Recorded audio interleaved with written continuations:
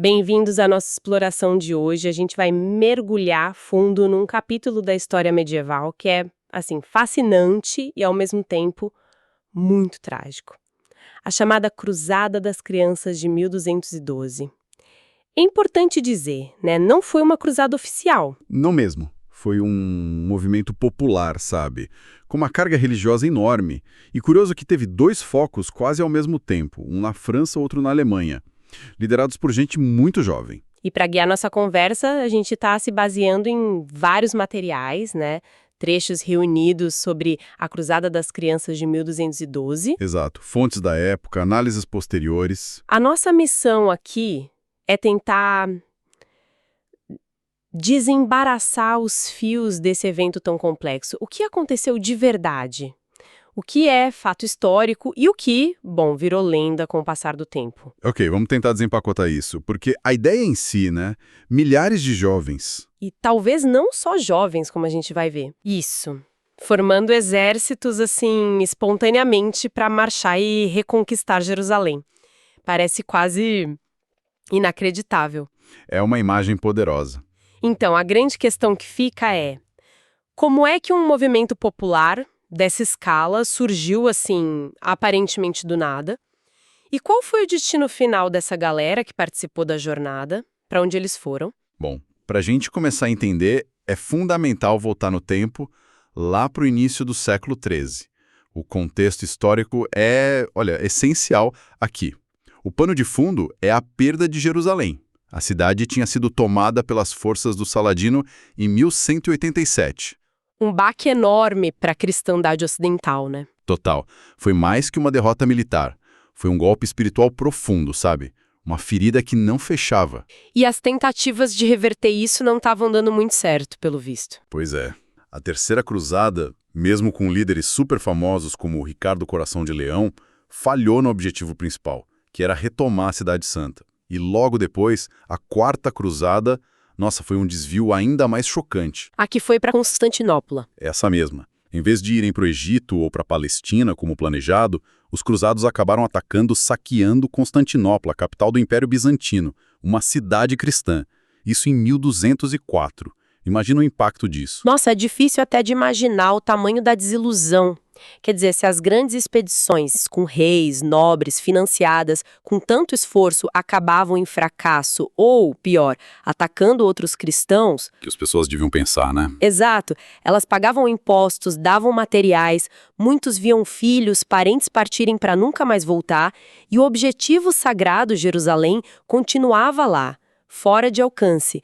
Essa frustração devia ser, assim, palpável. Com certeza. E começou a surgir uma sensação de que talvez a abordagem tradicional, sabe, liderada pela elite militar, pela aristocracia, não fosse a resposta certa. Talvez fosse preciso outra coisa: a pureza de coração, a fé genuína dos mais humildes. Faz sentido. Então, essa frustração popular, misturada com um fervor religioso muito intenso, que era típico da sociedade medieval, criou um terreno fértil perfeito para movimentos que surgissem de baixo para cima. Tinha um desejo ali latente, uma energia buscando um jeito de se expressar, de agir diretamente. E é exatamente nesse caldeirão de emoções que ali pela primavera e verão de 1212, esses movimentos bem diferentes começam a aparecer.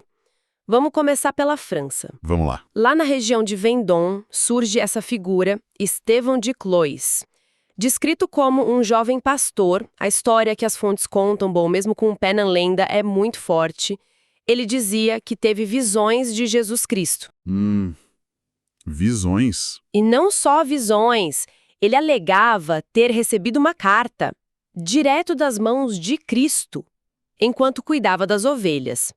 E essa carta dizia para ele fazer algo bem específico: pregar a cruzada. Reuniram um exército de puros para marchar até Jerusalém. Caramba! E ele levou isso a sério? Muito sério. Levou a história até o rei, o Filipe II da França. O rei, talvez sendo prático ou cético, né? Ouviu o rapaz, mas mandou ele para casa. Rejeitou a história toda. Só que o Estevão não desistiu. Não mesmo. Essa rejeição do rei parece que nem o abalou. Pelo contrário, ele saiu numa peregrinação pregando pela França. E o mais incrível é que ele começou a atrair gente, muitos seguidores. Muitos mesmo. Sim, as fontes descrevem principalmente como pueri, um termo que a gente precisa olhar com calma daqui a pouco. Mas a imagem que ficou foi essa: um exército de crianças e adolescentes se formando em volta dele. E o curioso é que, quase ao mesmo tempo, né, algo muito parecido estava acontecendo lá na Alemanha. Exatamente. Na região de Colônia, na Renânia, grupos de jovens começaram a se juntar com o mesmo objetivo: marchar para a Terra Santa. E lá, o líder que se destacou foi um rapaz chamado Nicholas, também de origem humilde. E ele tinha um símbolo, né? Tinha. Ele carregava uma cruz em forma de tal, aquele T era o distintivo dele. É interessante pensar na localização. Renânia. Sim, é um ponto importante.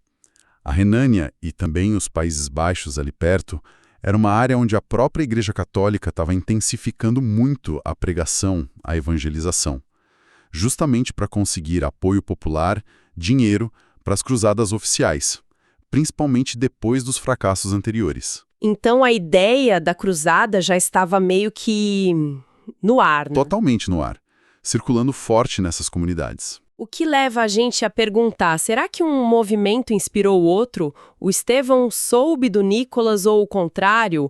Ou foram coisas separadas que nasceram do mesmo clima da época? Olha, essa é uma das muitas ambiguidades desse evento todo.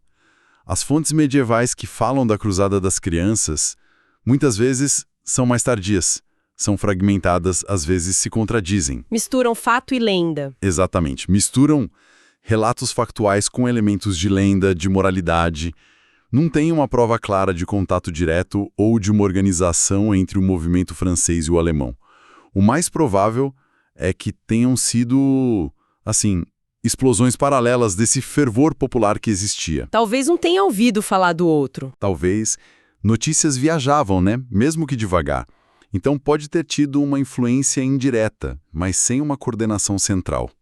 O que é fascinante aqui é essa simultaneidade. Sugere que tinha uma corrente subterrânea muito forte na sociedade da época, né? Você falou do termo pueri, usado nas fontes. Isso parece chave para a gente entender quem realmente estava lá. Não eram só crianças pequenas, como a gente pensa hoje, certo? Certo. Esse é um ponto crucial para a gente aprofundar a compreensão.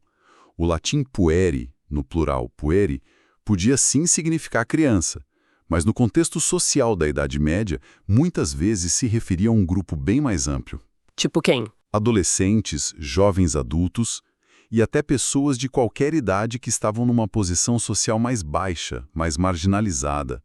Podia ser servo, camponês pobre, gente sem terra, ou simplesmente quem estava fora das estruturas de poder, sabe? Era um termo mais social do que só de idade. E tem alguma evidência disso nas fontes? Tem sim. Alguns cronistas da época, lá da Normandia, dos Alpes, por exemplo, registraram especificamente que viram não só meninos e meninas, mas também adolescentes e até alguns idosos nesses grupos que passavam. Então, essa imagem de um exército só de criancinhas é provavelmente uma simplificação que veio depois, ou uma má interpretação do termo pueri. Então, quem eram essas pessoas, socialmente falando? O que unia essa multidão, além da fé e do objetivo de ir para Jerusalém? O historiador Christopher Tyerman, ele fez uma análise bem interessante sobre isso, olhando esses fragmentos que a gente tem. Ele argumenta que a maioria vinha das margens da sociedade feudal. Das margens. Jovens, homens e mulheres, solteiros, pastores como o próprio Estevão, lavradores sem terra própria, artesãos rurais, trabalhadores que viviam se mudando. Basicamente, gente com poucas raízes, pouca posse e pouca voz nas estruturas de poder, tanto da igreja quanto dos nobres. Entendi. Pessoas meio deslocadas. Isso. E tem também alguns indícios de um certo distanciamento, talvez até um anticlericalismo ali escondido, sabe? Porque o movimento não parece ter tido uma liderança de padres, de bispos. A igreja oficial não estava envolvida. Não. Os bispos locais, o próprio Papa, eles não autorizaram, não organizaram essas marchas. Se a gente junta tudo isso, O que a gente vê é um movimento que brotou lá da base da pirâmide social. Talvez como expressão de fé, sim, mas também, quem sabe, como uma busca por sentido, por algum protagonismo, ou até uma fuga de vidas muito duras. Isso cria um contraste gigantesco com as cruzadas oficiais, né? Aquelas eram quase assuntos de Estado. Exatamente, eram convocadas pelo Papa, lideradas por reis, duques, barões, exércitos de cavaleiros profissionais, com logística militar, financiamento. Aqui não. Aqui é outra coisa completamente diferente. Um movimento popular, puro. Puro, espontâneo, não solicitado e, principalmente, não controlado pela hierarquia. E isso por si só já era algo muito radical para a época. Falando em logística, os números que as fontes dão são impressionantes. Falam em dezenas de milhares. Talvez 20 mil ou até mais, juntando os grupos da França e da Alemanha. Mesmo que seja exagero, ainda era muita gente. Como é que eles sequer começaram essa jornada? A escala é realmente um ponto de interrogação. Números medievais são, assim, notoriamente imprecisos. Mas mesmo que fossem só alguns milhares, a logística de mover tanta gente, especialmente jovens e pobres, pela Europa medieval, era um desafio gigantesco. Mas eles foram. Foram. Se puseram a caminho saindo da França, da Renânia, com um objetivo geográfico claro: chegar nos portos do Mediterrâneo. Principalmente Gênova, na Itália, mas talvez também Pisa, Marsella ou até portos mais ao sul, como Brindisi. E como foi essa viagem?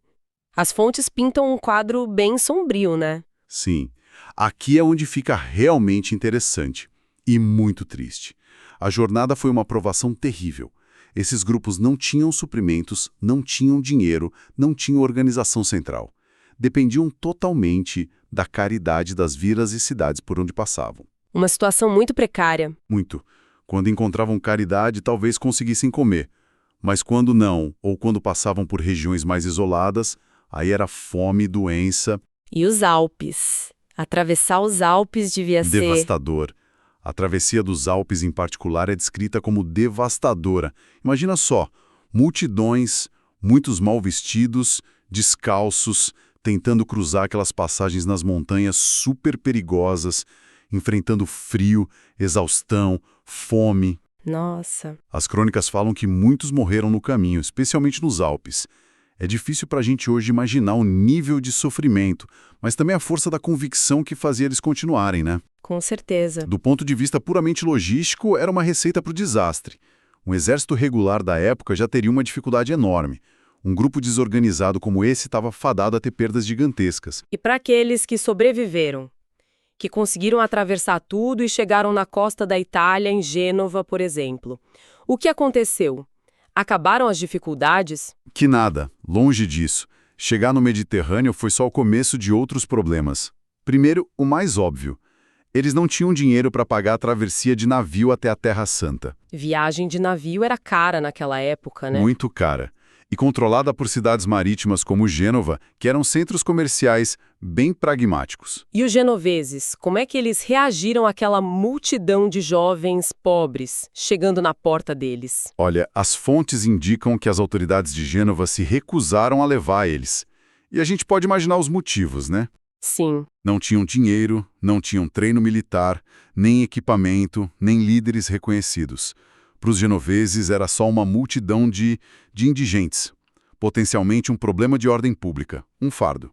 Não era um exército cruzado que valesse a pena transportar. Mas tinha também aquela expectativa meio mística por parte deles, né? Aquela história sobre o mar se abrir. Sim. Isso diz muito sobre a mentalidade religiosa da época. E talvez sobre o desespero do grupo. Começou a circular a crença, ou a esperança, né? Bem fervorosa, de que Deus ia fazer um milagre. Como Moisés no Mar Vermelho. Exatamente. Achavam que o mar Mediterrâneo ia se abrir para eles passarem a pé, a seco, até Jerusalém. Quando esse milagre não aconteceu lá em Gênova, nossa, deve ter sido um golpe terrível na moral do grupo. Com certeza. E a partir daí, o que aconteceu com esses milhares de jovens parados nos portos italianos? É aqui que as versões começam a ficar bem diferentes, né? Exato. É nesse ponto que a linha entre o que é fato histórico e o que é lenda fica ainda mais borrada. As fontes dão finais diferentes e é quase impossível saber com certeza o que aconteceu com a maioria. Quais são as possibilidades? Uma versão diz que muitos, completamente desiludidos, exaustos, simplesmente tentaram voltar para casa, enfrentando de novo todos os perigos da viagem de volta e, provavelmente, só uma pequena parte conseguiu. Muito triste. Outra versão, que talvez seja mais famosa, mais dramática, é que muitos foram enganados por mercadores sem escrúpulos. Ah, a história da escravidão. Essa mesma. 2 mercadores em Marsella, Hugo Ferrius e William Porcus, nomes até meio sugestivos, talvez nem fossem reais, teriam oferecido transporte de graça. Mas, em vez de levar para a Terra Santa, teriam navegado para o norte da África, para Bugia, na atual Argélia, ou para Alexandria, no Egito. E lá, os jovens teriam sido vendidos como escravos. Até em Bagdá, dizem algumas fontes? Sim, algumas versões vão até mais longe. Falam em Bagdá. Mas essa história da escravidão, ela é confiável historicamente? Ou pode ser mais uma lenda? É uma narrativa muito forte, que pegou, sabe? Mas muitos historiadores hoje são meio céticos sobre ela ser literalmente verdade. Ou pelo menos sobre a escala. Isso levanta uma questão importante. Será que foi um fato documentado? Ou foi uma lenda que cresceu com o tempo? Talvez amplificada pela própria igreja. É uma possibilidade. Poderia servir como uma lição de moral muito eficaz, né? Um aviso terrível sobre o perigo de se meter em aventuras religiosas sem autorização da igreja. Mostraria o destino horrível de quem agia por conta própria, fora do controle do Papa. Não dá para descartar completamente, mas a gente precisa ter cautela. E tem ainda outra versão que envolve o Papa Inocêncio III. Sim, algumas fontes falam que grupos de pueri, talvez aqueles liderados pelo Nicolas, que vieram da Alemanha, conseguiram chegar até Roma. E tiveram uma audiência com o Papa Inocêncio III, que era um papa poderoso, né? Muito ligado às cruzadas. Muito. Ele convocou a Quarta Cruzada e já estava planejando a Quinta. Segundo esses relatos, o Papa elogiou a fé, o entusiasmo dos jovens, mas, sendo pragmático, mandou eles voltarem para casa. Simples assim. Basicamente, ele teria reconhecido que, sem dinheiro, sem treino militar e sendo tão jovens, eles não tinham como ajudar na guerra lá na Terra Santa. Talvez tenha até liberado eles dos votos de cruzado que fizeram, ou dito para cumprirem quando fossem mais velhos, mais preparados. Ou seja, um balde de água fria vindo da autoridade máxima da igreja. Reconheceu a boa intenção, mas apontou que era totalmente inviável na prática. Precisamente.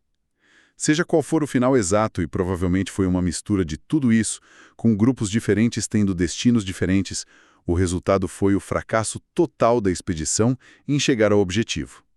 E a dispersão, ou a morte, da maioria dos que participaram. Apesar desse fim trágico e de toda essa confusão nos detalhes históricos, o que esse evento diz pra gente? Qual o significado que fica da Cruzada das Crianças? Olha, apesar de tudo, ou talvez justamente por causa de tudo isso, o evento é muito, muito significativo.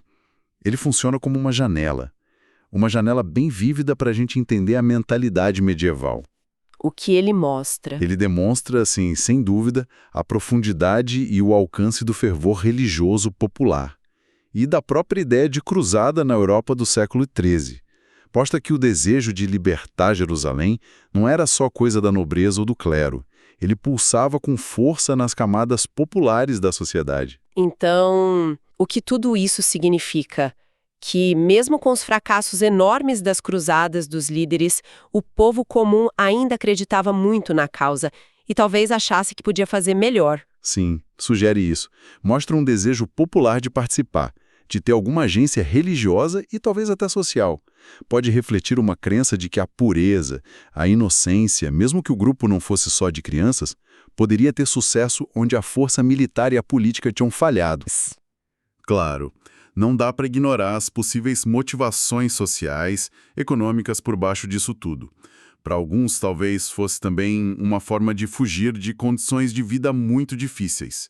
É um testemunho da força da fé, sem dúvida, mas também, potencialmente, do desespero. Vamos então recapitular os pontos-chave que a gente explorou? Vimos o surgimento desses líderes jovens carismáticos como Estevão e o Nicolas, impulsionando um movimento popular gigantesco, que nasceu tanto da fé profunda quanto da frustração com as cruzadas oficiais.